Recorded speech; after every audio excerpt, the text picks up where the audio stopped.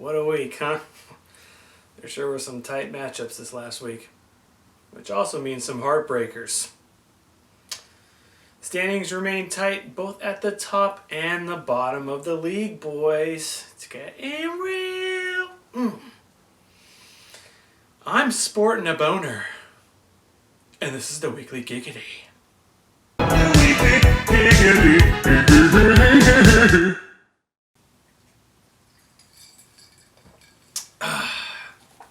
Let's dive right into the news and notes, huh? Well, Michael Ariola pulled himself a fun one and didn't realize that he had an active rookie wide receiver on his IR. Leaving Jalen Reagor alone cost Mike yet another week of points where he would have won big. But instead, he is disqualified due to an invalid roster. That is 4 fat fucking zeros due to disqualification so far this season. Blows your mind, doesn't it? It's the incompetence of some of these guys. Fucking COVID strikes again, and it strikes hard. The list grows as some big-time players have tested positive for the virus or have come in close contact. Matt Stafford was placed on the list as a high-risk close contact, but the Lions are optimistic that he will be able to suit up on Sunday in Minnesota. The Ravens placed 7 key defensive players on the list after Marlon Humphrey has tested positive. The 49ers are also in trouble tonight as Kendrick Bourne has tested positive, resulting in Trent Williams and Brandon Ayuk having to be placed on the list as well. Jamal Williams and A.J. Dillon for the Packers have also been placed on the COVID-19 list. Deebo Samuel has as well, but he was already ruled out this week due to a hamstring injury. And speaking of the 49ers, they will most likely be without Jimmy Garoppolo and George Kittle for the remainder of the year. Tevin Coleman has also been ruled out tonight. Fucking list continues. And Aaron Jones looks to be a game-time decision. Kenny Galladay is doubtful with a hip injury. Calvin Ridley, Mark Ingram, Chris Carson, and Phillip Lindsay have yet to practice this week. Christian McCaffrey looks like he'll be good to go this week for the first time since week 2 against the Kansas City Chiefs. Other notable injuries include Ronnie Stanley, Myles Garrett, T.Y. Hilton, Patrick Laird, Joey Bosa, Jamal Adams, and Darius Slay. The Wednesday waivers were led by Noor picking up Eric Boner and the Washington defense for $2 each. Kevin dropped Carson Wentz for Cam Newton at $2. The $1 winners were Sam getting Matt Stafford and the Packers D, Ariola grabbing Derek Carr, and Tony getting Jason Sanders. Alright, well, let's get into the weekly recap. Yeah.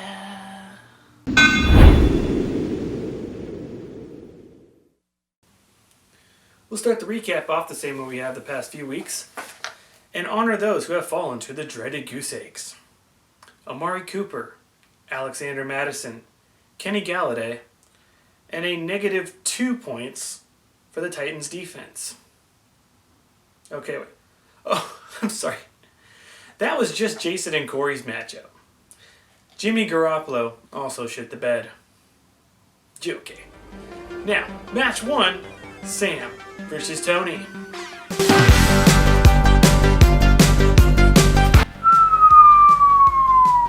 Whew, this one was a shootout as soon as Red Zone kicked off. Back and forth all day and some unusual scoring made for some must-see entertainment. Tony hit home with his wide receiver play, and Sam's running backs combined for 4 touchdowns. A controversial sack fumble touchdown for Philly, and a lackluster Rojo and Bucks defense gave Sam a chance, but he barely falls short, losing 106 to 107. Seattle has one of the league's worst pass defenses, but Jimmy G and the Niners couldn't find any rhythm in the Emerald City. Jimmy Jesus was 11 for 16 for 84 yards with a pick and a fumble before leaving with an injury. Putting up that fat fucking 0 is insane, especially seeing that Sam had such a strong week and only needed 2 points from his quarterback in order to win. Showstopper. Newly acquired off the waivers, Corey Davis was heavily targeted in Cincinnati. Davis caught 8 balls for 128 yards and a touchdown, which was a nice double dip for Tony as he started Ryan Tannehill as well.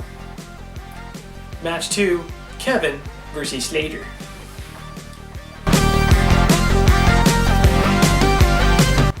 It's going to be hard when your bench outscores your lineup. Well, that was the case this weekend with our very own beer bitch.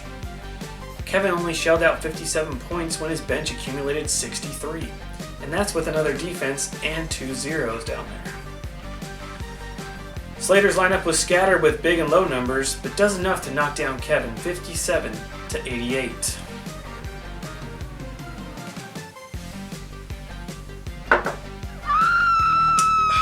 Whew. Carson Wentz has averaged 22.2 points ever since Tony dropped his ass after week 2. Kevin made an effort to pick him up and play him against an atrocious Cowboys defense, and it shit right in his face.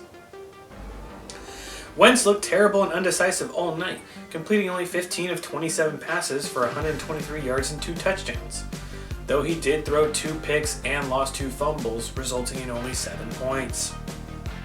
Showstopper. The Steel Curtain is back for good and making a statement not only in the division, but in the entire league. The Baltimore offense is no slouch, and the Steelers were able to sack Jackson 4 times with 4 turnovers, one of them resulting in a touchdown, giving Tishy 18 points. Match 3, Jason versus Corey. This was an ugly matchup. It was close through the morning games, but then it hit 1 p.m. and 2 players on Corey's squad just stole it from Bobo's ginger grip. Jason, putting up by far his season low in points, seemed to still be in it due to the fact that Jared Goff was playing like a top 10-point quarterback. But the return of one of Corey's studs was really all he needed.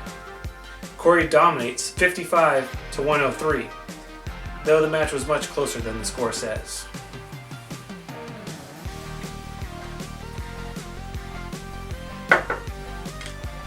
Whew. I could go with one of the 4 that didn't score a point here, but I'll go with both tight ends instead. Jonnu probably should have feasted against the Bengals, especially with the Titans down most of the game. And it's looking more and more like Kevin bent Jason over a barrel, making the trade to get his cat back in order, as Mark Andrews is quiet yet again in a close game with Pittsburgh. Both tight ends only scored 2 points. Showstopper. No surprise here, Dalvin Cook went ham and cheesehead in Lambeau. He was literally unstoppable against a Packer team that allows the most points to running backs, rushing 30 times for 163 yards and 3 touchdowns. Oh yeah, he also caught 2 passes for 63 yards and another touchdown, giving him 46 fucking points. Whoa. Match 4, Gomez versus Ariola.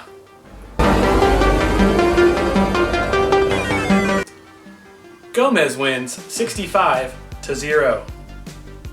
Match 5, Nor versus Ferralis. Another shootout and another close Monday night showdown. Nor's Packers stack was in full effect, but Mike and his brand new Seattle stack with Danger Russ and DJ Dallas actually put up more points. A couple of woulda, coulda, shouldas could have really haunted either one of these guys. A Gronk touchdown on Monday night gave Mike hope, but Nor and his wide receivers were strong enough to barely hold on and give Mike another unlucky week of high-scoring opponents. Nor wins in a tight one, 99-97. DJ Dallas.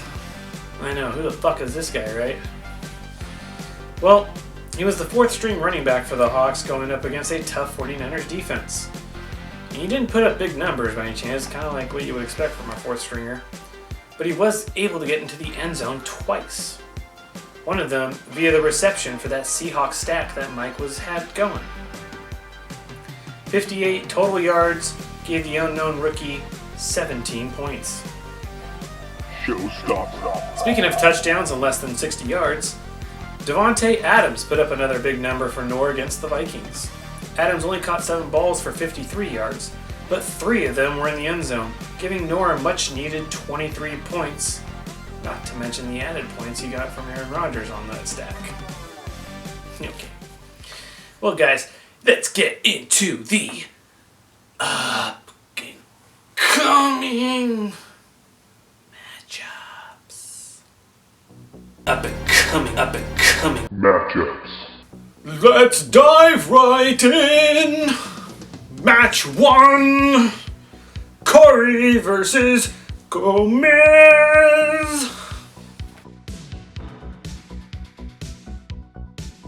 Corey and his... Is that a chub?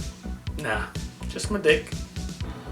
Will travel to Pornhub Stadium to take on Gomez and his... Toot that thing up, mommy, make it roll. Once you pop, pop, lock it from a girl, get low. If your mama gave it to you, baby girl, let it show. Show you what you pop, lock it, drop it for me, maybe we can roll. Pop, lock, and drop it. Fuck. Both owners seemingly lucky last week as Corey rode the coattails of Dalvin and Gomez gets the auto win on a bad week. No real significant bias here means no excuses. The real question is, will Aaron Jones go tonight and help Corey bring him back to his triple-digit days? Early projections have this one at 103-98. Corey. Gomez has plus matchups with his running backs, though A.J. Brown and Anderson have their work cut out for them. It will also be worth noting that the Ravens' defense could be more second-unit players than starters against the Colts. Dalvin should shred the Lions, and Claypool will most likely score against Dallas. I'm going to bank on Jones not playing tonight, though, and pick Gomez. Match 2, Ferrari versus Tony.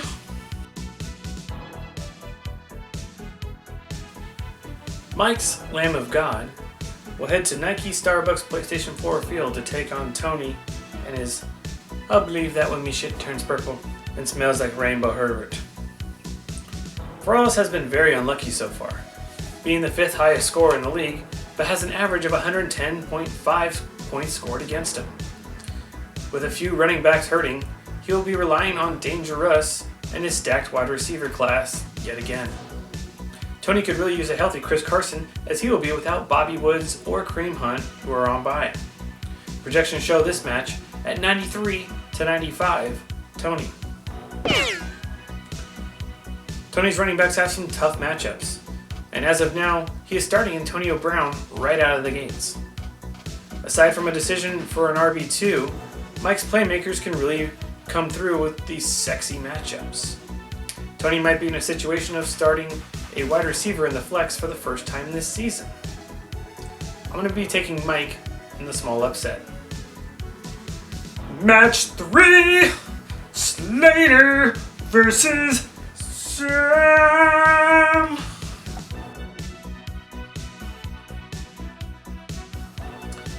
Slater's Fresh Prince of Bel-Air will hit the road to Nick's Coliseum to play Sam's Damien. Hashtag make Corey draft again. Slater has arguably the hottest team, winning 4 straight. And you know Sam is still feeling the sting of that 1-point loss. Sam has a few buys, including Mixon, Gio, and both of his tight ends, though he does have his full arsenal of wide receivers to choose from. A declining Zeke going up against the Steel Curtain can't be comfortable for Tishy here, though the rest of his lineup does look promising. Let's see if he actually does bench the Hungry Cowboy, like he once said.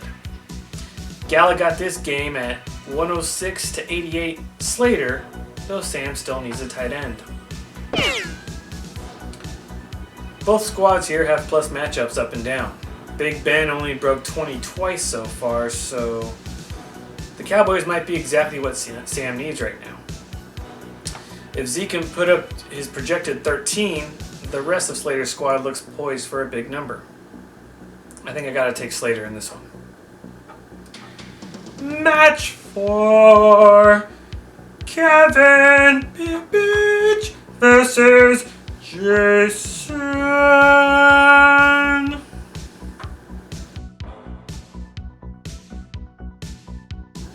Two boys battling in the basement bewaring of becoming beer bitch.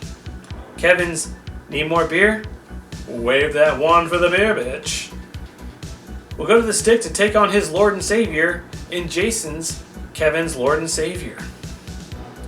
Josh Allen and Kyler Murray both put up big numbers against the Jets, which bodes well for Kevin and his newly acquired Cam Newton. A revenge game for Drake and solid running back matchups could also be very interesting for our beer bitch. Jason is boasting a lackluster Lamar Jackson against a tough Colts defense. Not to mention that Henry, Cooper, and Hopkins all have rough matchups. Will Mark Andrews finally outscore TJ Hawkinson? Gala shows this basement battle at 88 to 99 Jason. Jason is favored big, but I can't really get behind these matchups. I really think Kevin's shitty running backs can put up decent numbers this week, and I'm pretty high on a hungry Cam Newton. Don't sleep on that Dolphins D, DeAndre. I'm going to take Kevin in the upset. Match 5. Harry versus Nor.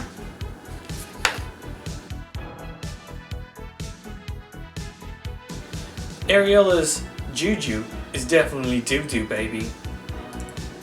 We'll take a magic carpet ride to take on Nor and his Carry On. Both guys with solid quarterback play and both riddled with injuries. Nor going with Ebron to replace Kittle against the Cowboys seems like a streaming move, but a good one for the week.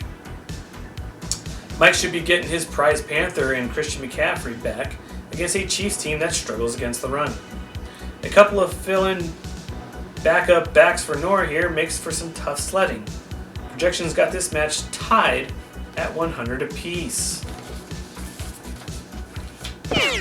Josh Allen hasn't been the same lately, and it would seem that Nor is going with him over Aaron Rodgers tonight against the Niners.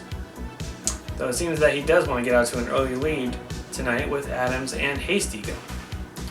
I like Mike's running backs this week, and why not the Cowboys for Juju to resurrect? I'll take Mike. All right, boys. That's it. It's time for the power rankings.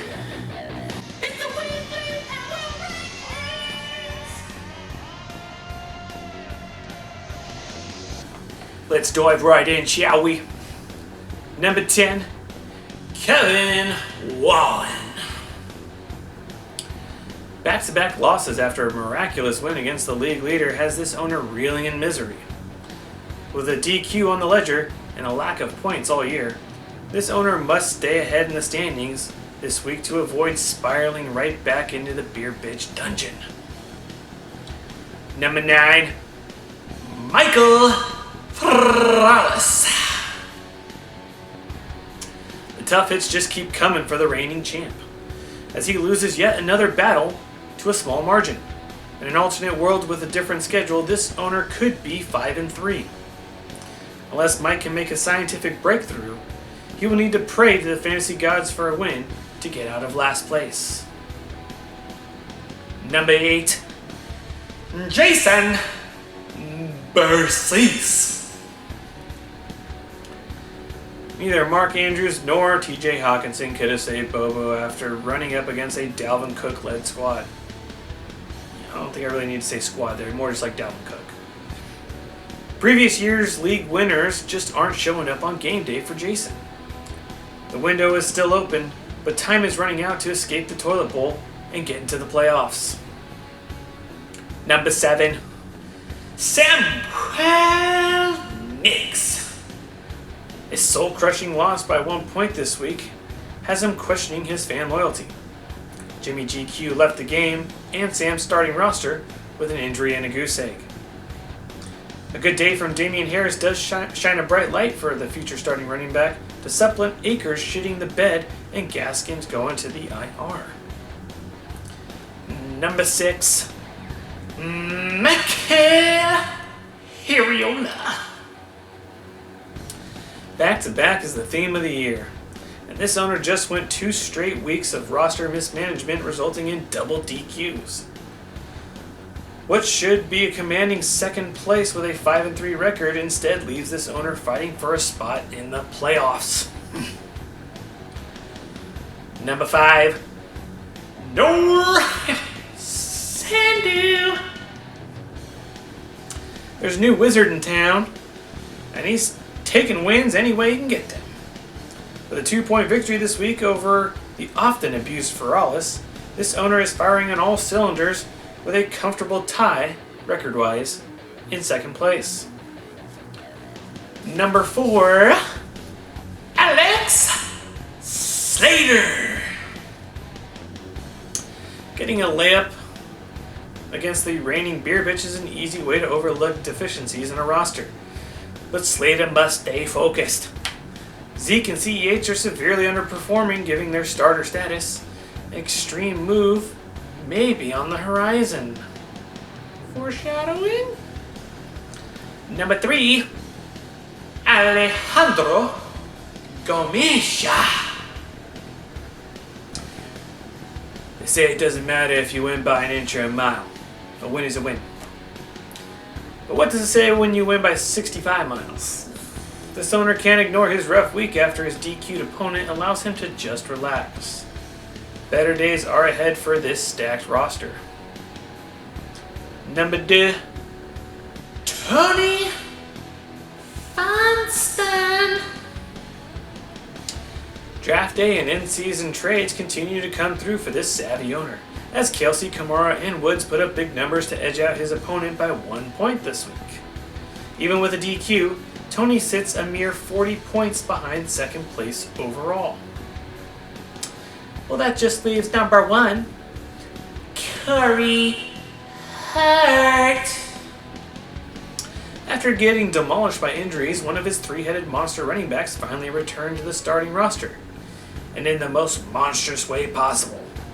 46 points from Dalvin easily handed yet another win to the league leader. With the rest of the injuries just a week or 2 away from returning, the points leader will be rolling into the playoffs strong. Some confidence there. Alright, y'all. That just about wraps it up here. The inclusive trade deadline has passed. I believe as of right now everyone is still involved, though Feralis is very close to not being involved. So if you want to make a move with him, you might want to do it before Sunday. Let's see the standings shake up a bit, huh? I mean, they're pretty tight all around, and even at the bottom they're tight. You know, it's getting good. It's a good looking season so far, even with 4 disqualifications. It's still pretty tight, still anyone's match. Mostly anyone's.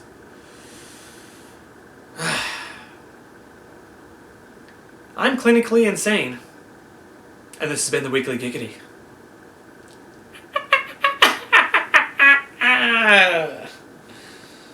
They're spying. They're swimming through the tonsils trying to find the ovaries. Get it? The tonsils? Oh. Fuck you if you don't get it.